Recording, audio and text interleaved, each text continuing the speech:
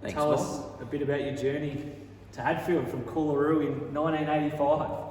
Well, 1985 at Coolaroo, the Northern Metropolitan Football League folded. It wasn't the club that folded. The club went on a few years, but they had nowhere for us to play. So we had a couple of mates at Hadfield, but we're already here doubling up from Sunday to Saturday. So down we came, with them. Nice one. A group of us, What were those first few years like down here establishing yourself as a senior footballer? Because in your fourth year, you actually won a best and fairest in 1988.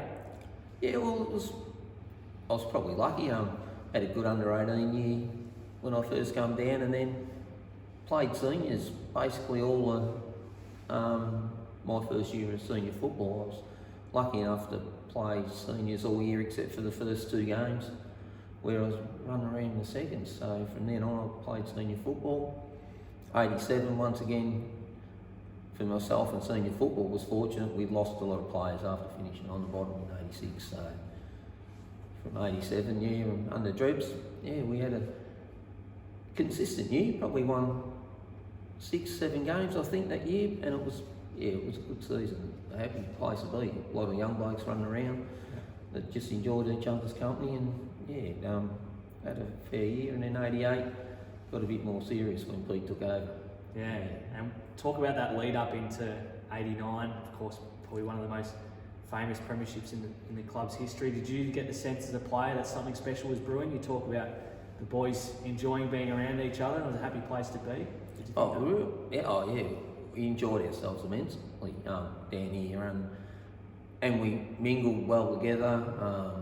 It was just one of those places that we were all like-minded. We were all around the same age.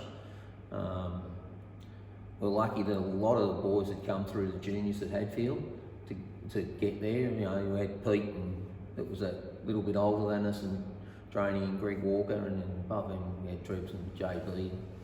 But mainly that, and probably if you went back 5 years of guys coming through the 18s, that was the nucleus of the side. And talk to us a little bit about the season in 89 and then that lead up to the grand final that year. 89, we had a really good year. We were much the same as 88. We were consistent, we won a lot of games, we trained hard on the track. We got together a lot. Blokes didn't miss training that often. It was a group that really trained well and got together well, and like I said before, enjoyed each other's company, and that flowed right into playing football. And the day itself, what are your memories? What are the memories? How many did you have? I think if we read it, I think someone said I had 30 disposals on the video. Quiet day. Yeah, I don't know if they got that right, But on the video they said that, but no.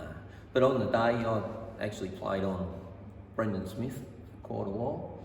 He was one of the better players running around in competition, and whacked me and belted me most of the day until Spike got him, and Pete got into him, and helmets went flying. But it was a good day, tough day at the office, but the win was fantastic.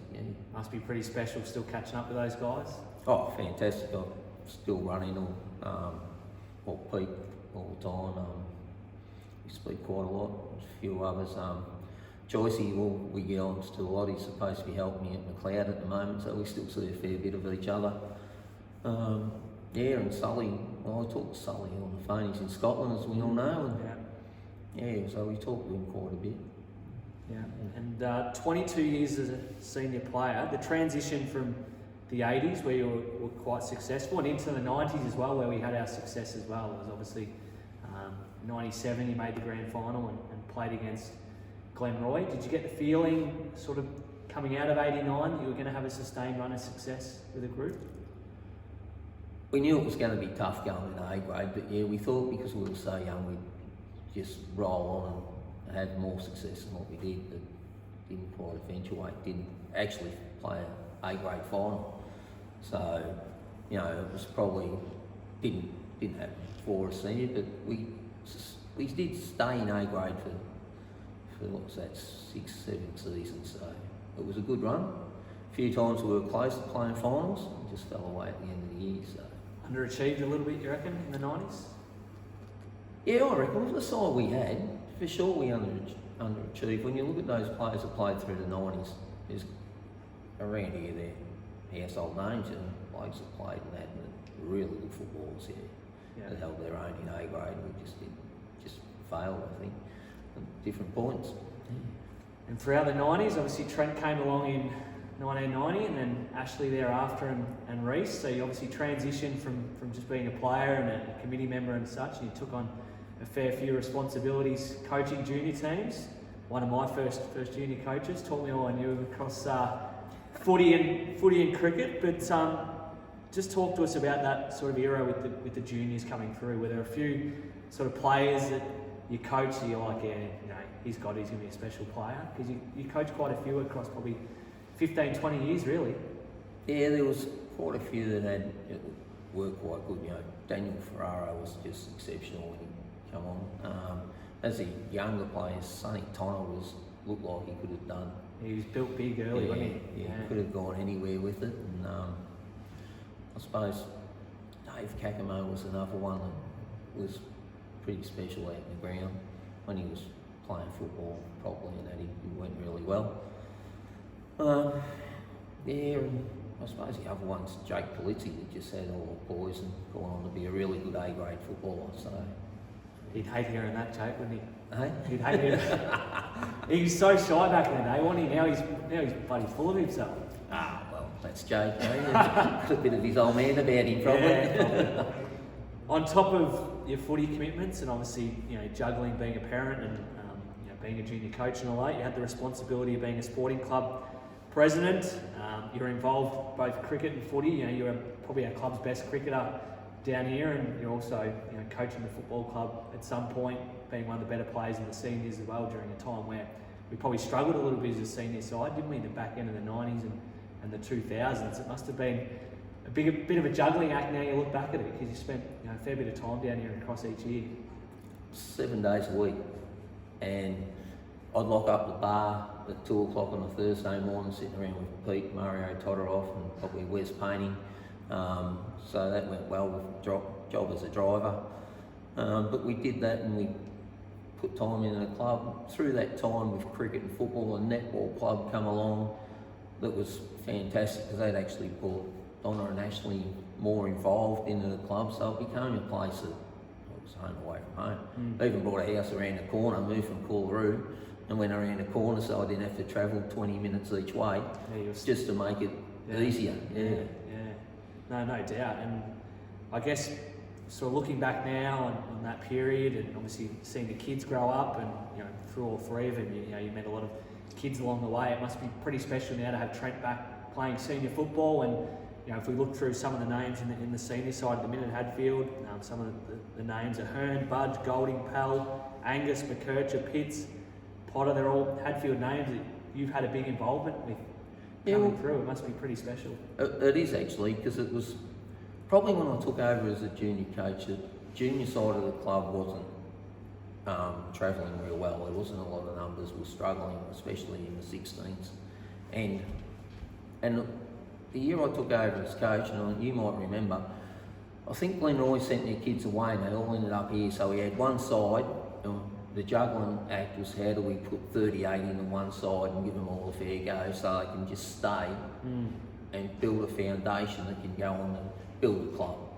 And that was the idea of it. And we juggled it. We lost a few because they didn't get a go, but for the majority we kept them, and the next year we got 2 sides happening in the 10s, and it built from there. And later on, a lot of senior, junior flags later on that come from that group of guys that over those years that went well. And what you're saying now, a lot of them back. It was a dream to coach them once they got to the seniors, that whole group, but didn't eventuate. They left, and then I left, and it just didn't happen.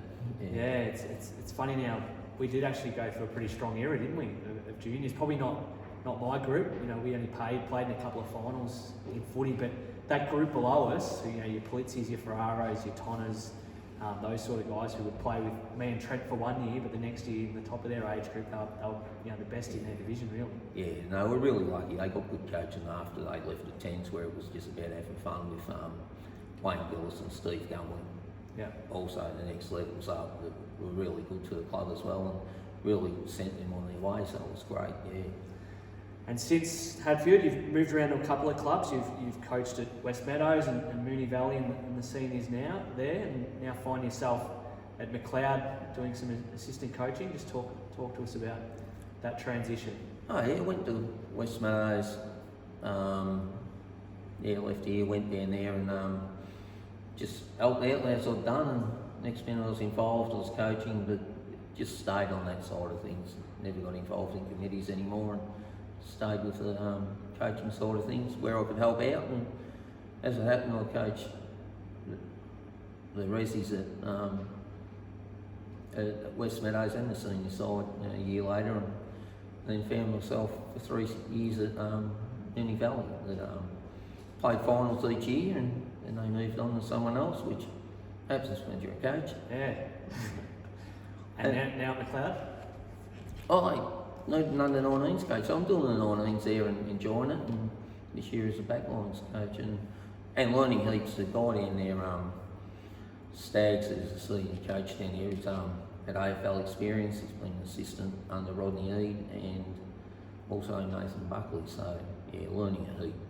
Thought I knew a little bit until you go to those levels. Yeah, a bit different, isn't it? Yeah. Well, Punk, I think if we reflect back, and me personally, and a lot of guys around my age, we look at that premiership team there, and the people you're involved with during that era, and then obviously through your kids as well. You've had your tentacles across quite a few people here at Hadfield, and had a big impact on a lot of senior footballers now, and senior cricketers, not just obviously football. Football and netball as well. You were running around in the netball skirt there for a while as well, playing for the club. But yeah, with your dad, don't just put me in that. Your dad was out there as well. He was definitely out there. He had a hanky hanging out of shorts too. But I think you might have met your wife playing netball. Yeah, funny you mentioned that. Yeah. Bloody funny that. But your family's had a profound impact on the club, and it's been great to have a chat. And I'm sure you got a few words for some people thinking of coming back to the 50-year reunion in a few months. I'd just be great for everyone to get back there, and if we can't fill a room of, I don't know how many it holds, but 250 plus, we really are struggling down here. So I think that if you've been here at any time, come back and relive your memories. We all get better with age. So, come back. We'll all be better than what we left it. No doubt. Well, Punk, thanks for your time. Thank you. Well said.